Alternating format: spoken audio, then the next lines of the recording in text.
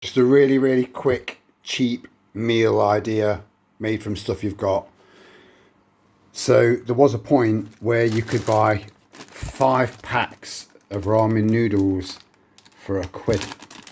I don't know if you can still do that. I've not bought any in quite some time because I've just got a lot of them, you know. And again, if you look at how ramen noodles are made, they're not good for you. But I'd rather have a full stomach and be able to focus rather than be hungry and not on form, you know. So this is just a way of working your way through your ramen noodles, really. So I've 2 packs because I can just reheat the rest tomorrow, and it's just topped with an egg. So it's 2 packs of ramen noodles without too much water. You don't want them turning into slop. And then one of these packs of sweet and sour, like stirring sauces. It's in date. 2025. All of these pouches that I've got are all in date. So, but you've got plenty. There are plenty. This was in date as well. So that 2027. All of these are in date as well. So it's just ham, and then pineapple. So this like a pack of 6 that come in these tubs, and that's what they look like. And again, these are in date as well, 2025. So I've used a full tub of that, but I drained the liquid off, drank the liquid first, because I like the taste of it. I've not used the sachets. I don't trust them when they've gone beyond the best before date, because the ramen noodles are actually October 2022. So just using the noodles, not the sachets. I don't know what's in these anyway, you know. Fried up a full small can of ham in the frying pan first. And when the ramen noodles were cooked, just tip the pineapple chunks in there. And then when I fried the ham up, chucked that in there, plated it up, fried an egg, tried not to burst the yolk to make it look a bit more presentable, and failed. You could stick some nettle leaves or dandelion leaves or whatever, you know, in there to make it a little bit more healthier. That's why I've got an egg with it, just to make it, you know, better for you.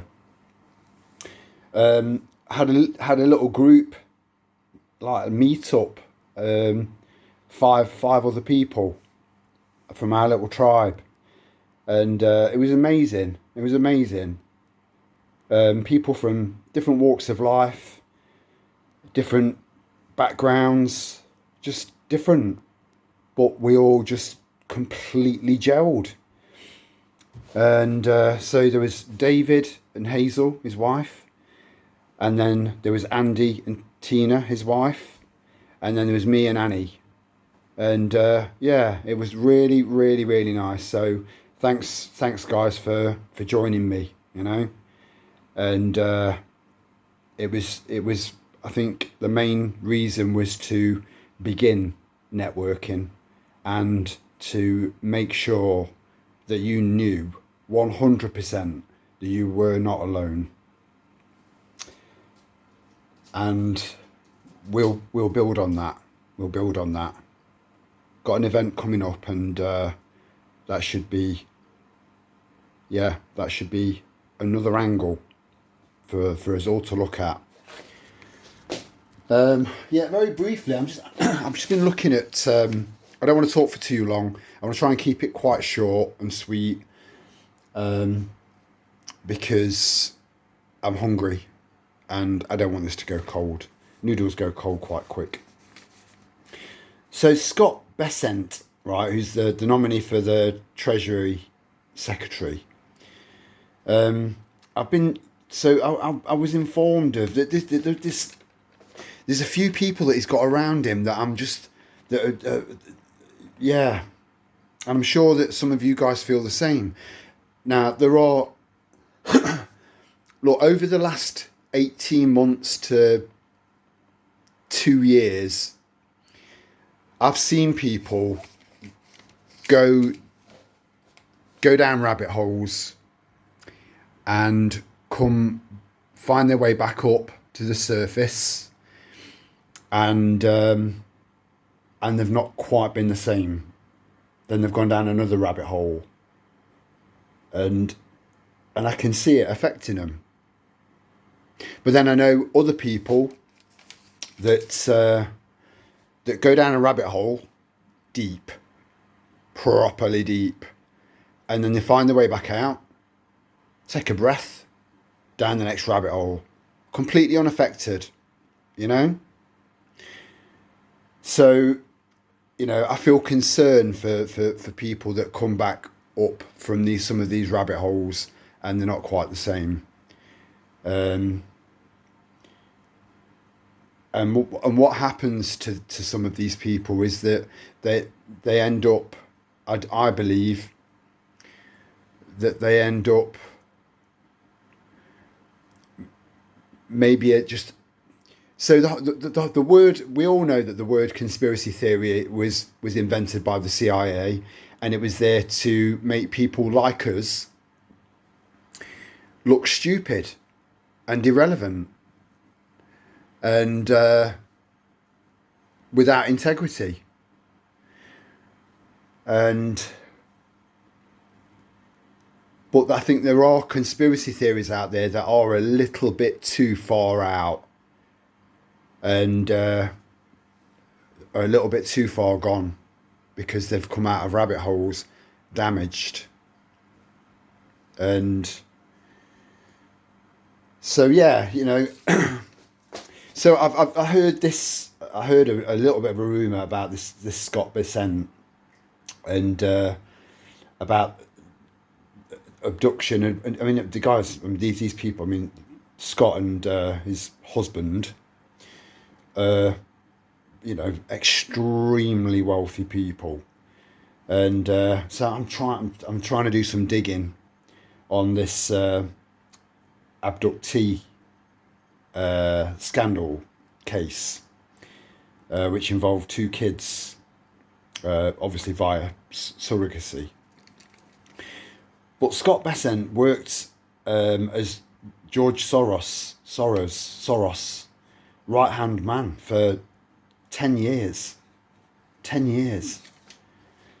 And he's being put in a position of trust and importance. And back then, he was involved in George Soros' strategy to short the British pound during the 1992 financial crisis, which caused a lot of problems in this country. A lot. Soros is a very manipulative, twisted little fuck. So I think anyone that's spent that amount of significant time around that man, I just believe that some leopards can change their spots. They can. But I think some can't. So I'm watching that guy like a hawk. And Vivek, you know, he's got, you know, he had a fellowship through Soros, George Soros. So these are two people in particular that are playing a key role around Trump. So I'm just hoping that he's not made this... again, going back to people that have gone down rabbit holes and stuff and have come out with, you know, they did come out with sometimes with some really outrageous, outlandish claims. And yeah, there are some people that are saying that all he's doing is bringing them to the public eye to expose them. But I mean, he could have done that with. Some people are saying that he did that with Fauci. Ouchie Fauci. But look at the damage that man did. You know, he's a puppy killer, and with a massive connection to AIDS. And yeah, there's a few rabbit holes that I'm sure many of you have been down. And nothing's happened, you know? So I've still got lots and lots of question marks flying around my head. And I just don't trust anyone in power. Anyone. And I'm watching them all like a hawk. As for the petition, you know, I have thought about that as well. I thought, was that another test to check, you know, like feedback from the general public of the UK? And I'm hoping not. And I think if it is allowed to take its course naturally, right the way through to May, I do think it could reach in excess of 20 million. I really do. And there's hardly any mention of that on the UK mainstream. But it's been discussed on many mainstream TV outlets in lots of different countries. So there's a lot of people looking, you know. And then Musk is at his 10 pence worth, as I've mentioned in the comments. And yeah, it's piqued a lot of people's attention. He's not going to pay any attention to that. He couldn't give a shit. He's soulless. In fact, do you know what? I know this sounds a little bit dark, right? But just hear me out. I wondered, because I know this man is so soulless, and I know quite a lot about his background, quite a lot. If he came home and was informed that one of his children had been involved in a freak fatal accident, I wonder how he would respond to that.